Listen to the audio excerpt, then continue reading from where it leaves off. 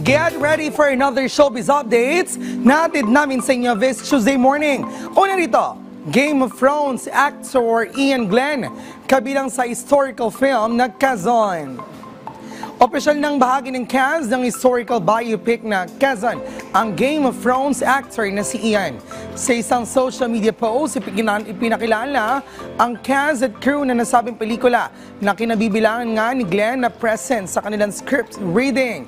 Gaganap si Glenn bilang Governor General Leonard Wood sa isang malagang karakter na may malaking papel sa laban ni Quezon para sa kalayaan ng Pilipinas mula sa Estados Unidos.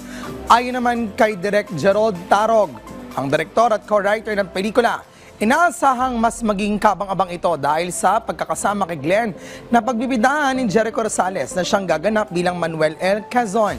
Ang Quezon ay bahagi ng cinematic Bayaniverse na nagtatampok ng mga pelikulang hango sa kasaysayan ng Pilipinas tulad ng General Luna at Goyo ang Batang General.